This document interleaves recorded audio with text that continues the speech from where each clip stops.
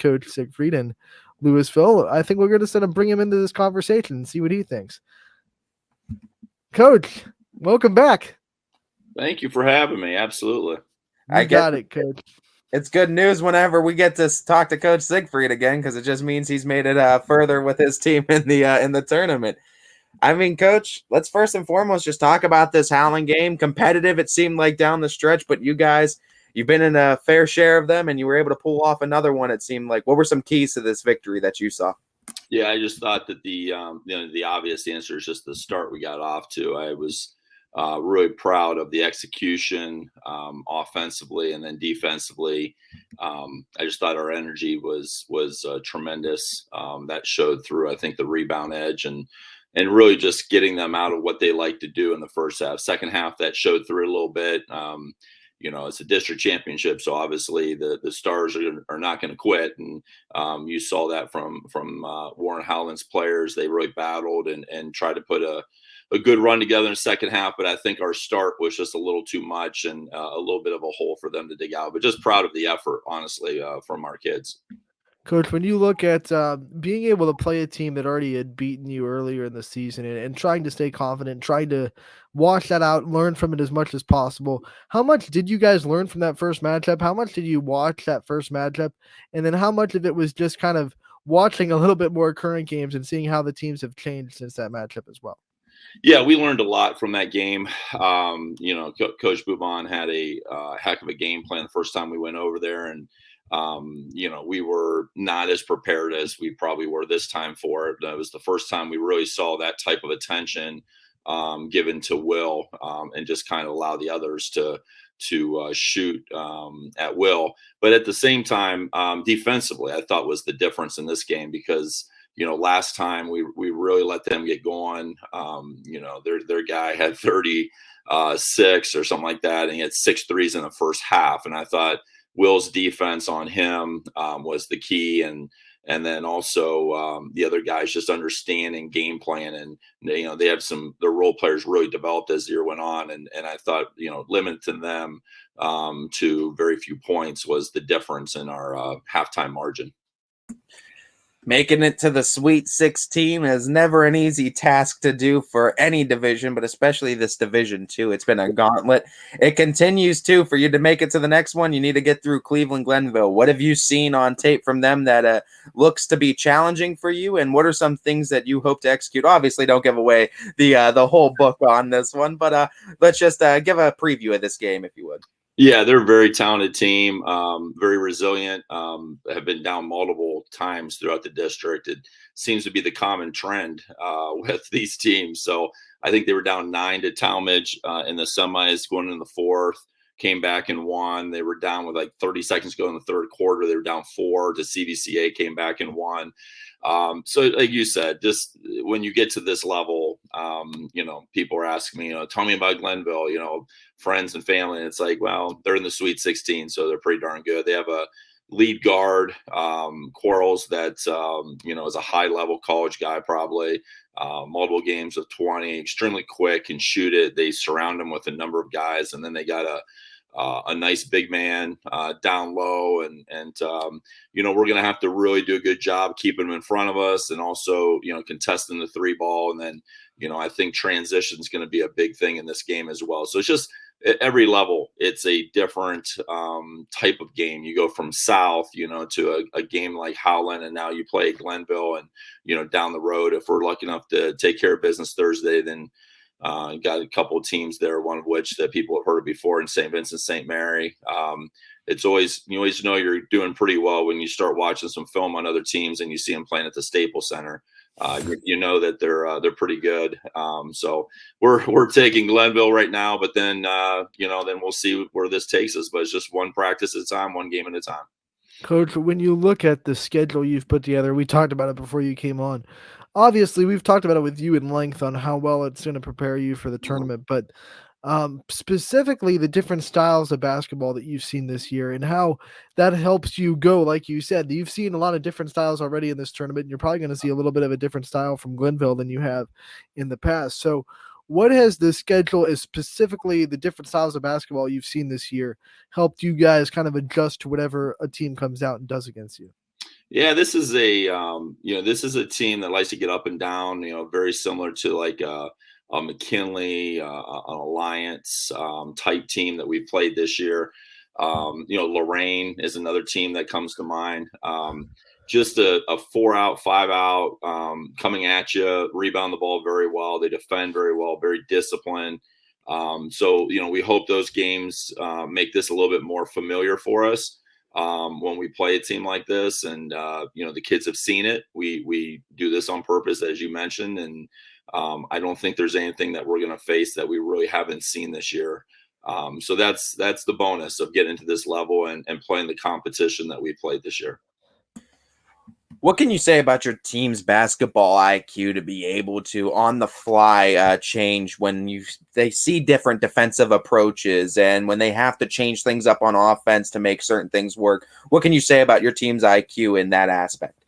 It's a great question and great point, because that's probably the number one area that we've improved on throughout the course of the year. Our guys have been able to really change gears and go from one situation to the next. Like we had a situation around the year where we played South and Marlington back to back, and then we came back and played Jackson and McKinley back to back, and then we came back and played Orville and Northwest back to back. So it's one of those things you got to kind of change your mentality. Some teams we speak about wanting to speed them up. We want to create more opportunities, and there's other teams that we know they're going to bring the energy to us, and we want to do a good job of kind of controlling the tempo. And our guys have really learned a lot. And the key part of this is as well, at any given time, we have 2 freshmen, a sophomore, and underclassmen out there. And for them to buy in and understand how this works after playing, 6-minute quarters last year in 8th grade, or, JV minutes last year, it's just tremendous. And it shows you the focus. It shows you the team chemistry of everybody helping. And our seniors have been tremendous of helping the young guys along and kind of showing them the ropes and supporting them through all this. Coach, you've had a lot of players mentioned and recognized by the District 4 coaches. I guess you would call it vote, or the district team, including Will Jancic being player of the year, but so many other players that are mentioned in that. What does it mean to you that this one that's coaches voted on, and obviously the geographical one are media votes? Mm-hmm. What does it mean to you for this one where the coaches vote, to have all these area coaches and the district coaches recognize your players as some of the best in the district? Well, I just love it for the kids because we're not in the league. So, back in the day when we were in the NBC, you get the accolades at the end of the year for the young men. And, I always enjoy that because, I remember, even though it was quite a while ago, that when I was playing, it always feels good to be recognized for all your hard work and dedication in the off season. But this one is one of our rare opportunities. We have District 4, Northeast Inland, and Ohio. That's pretty much it. And for them to get that type of notoriety, where you get nearly half the players on the District 4 first team were Leopards, and then you get a freshman on honorable mention, which there is only first team and honorable mention. There is no second team in District 4. So basically, our freshman was at the second level. That's 4 out of 5 starters for us, and I think it just shows the respect. Between that and getting the 2 seed in this district, it shows the respect that these teams have for us, and also the way that our kids carry themselves. We talk a lot about how you carry yourself against these teams. We're playing 22 different teams. We don't have that league schedule, so we're making impact on a lot of different teams each and every week.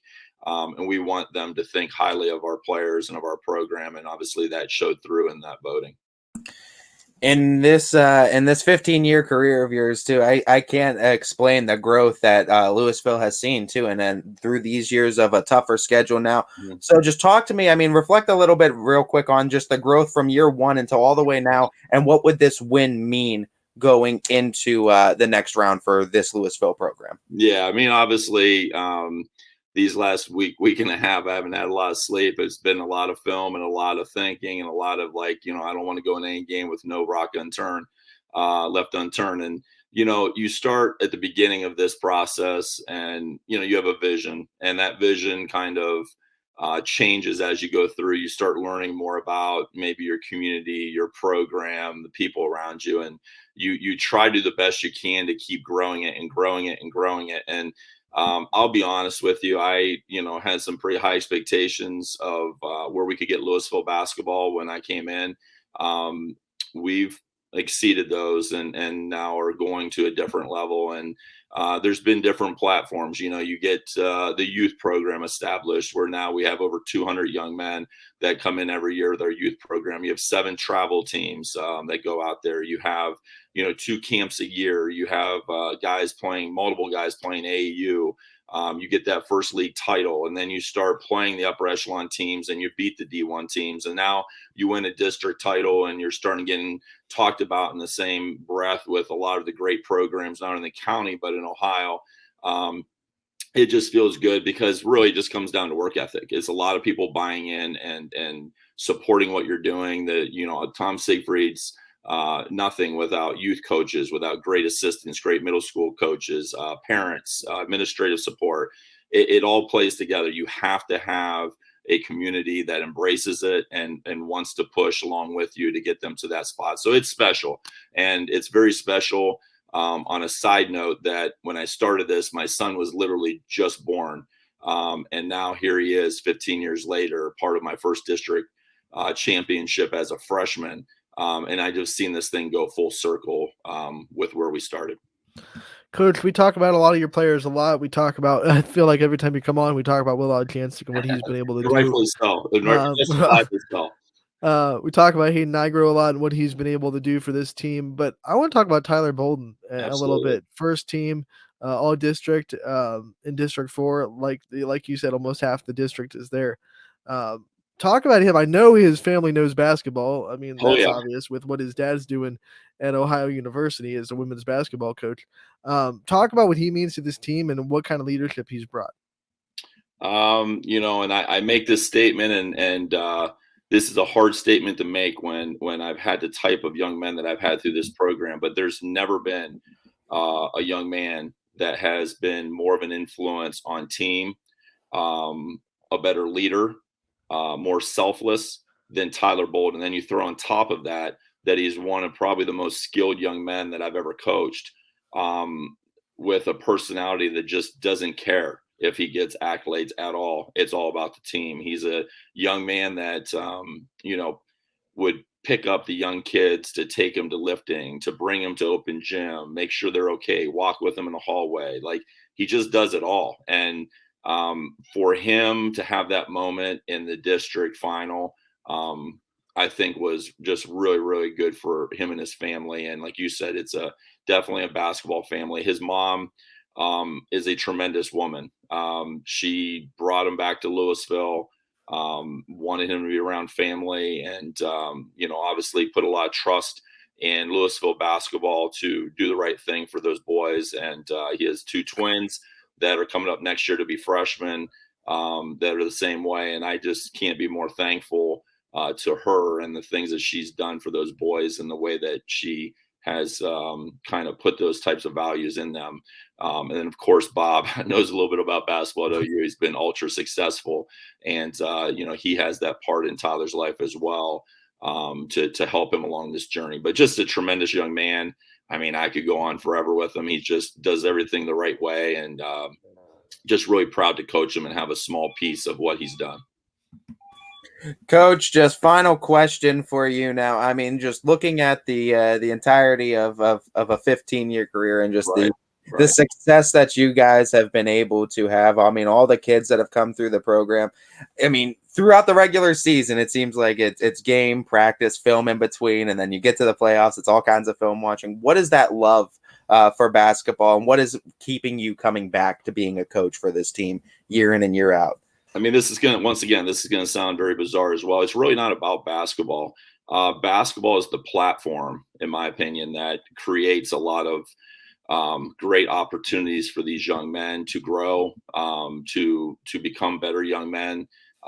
Dedication, responsibility, commitment, selflessness, all these different attributes that will carry them through life.